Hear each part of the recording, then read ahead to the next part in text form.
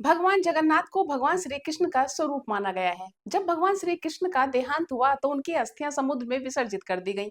उसी समय उड़ीसा के राजा को सपना आया कि समुद्र में एक पवित्र लकड़ी बह कर आएगी, जिसे भगवान के रूप में स्थापित करना है। तब राजा इंद्रद्युम्न ने उस लकड़ी से भगवान जगन्नाथ, बलभद्र और सुभद्रा की मूर्ति बनवाई। कहा जाता है कि भगवान की मूर्ति बनाने के लिए खुद देव शिल्पी विश्वकर्मा आए।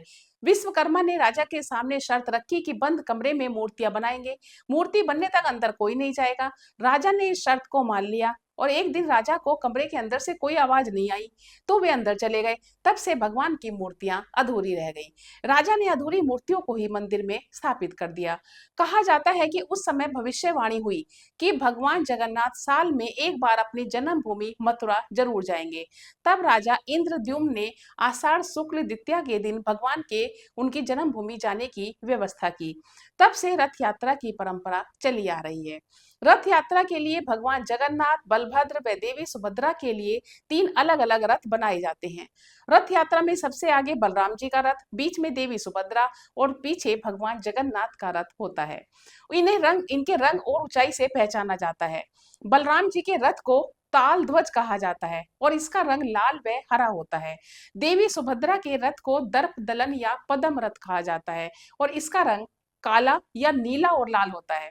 जबकि भगवान जगन्नाथ के रथ को नंदी घोष या गरुण ध्वज कहा जाता है और इसका रंग लाल और पीला होता है।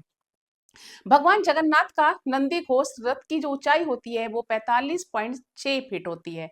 बलराम जी का ताल ध्वज 45 फीट और देवी सुभद्रा के दर्प दलन रथ की ऊंचाई 44.6 फीट होती है। भगवान के रथों का निर्माण नीम की पवित्र और परिपक्व लकड़ी से किया जाता है, जिसे दारू कहा जाता है। रथों के निर्माण के लिए नीम के स्वस्थ और शुभ पेड़ की पहचान की जाती है, जिसके लिए मंदिर की ओर से खास समिति का गठन किया जाता है। और इन तीनों रथों में निर्माण के लिए किसी प्रकार के कील या कांटे का प्रयोग नहीं किया जाता। रथों के निर्माण के लिए लकड़ी का चयन बसंत पंचमी से प्रारंभ होता है और उनका निर्माण अक्षय तृतीया से शुरू होता है। जब रथ यात्रा के लिए तीनों रथों का निर्माण संपन्न हो जाता है, तब छर पहनरा नामक अनुष्ठान किया जाता है। इसके लिए पुरी के गजपति राजा पालकी में आते हैं और तीनों रथों का विधि विधान से पूजन करते हैं। सोने की झाड़ू से रथ मंडप और रास्ते को साफ करते हैं। रथ यात्रा जगन्नाथ मंदिर से शुरू होती है और तीनों रथ गुंडीचा मंदिर पहुंचते हैं। ये भगवान की मौसी का घर है। यहाँ भगवान जगन्नाथ, बलभद्र और देवी सुभद्रा 7 दिन विश्राम करते हैं।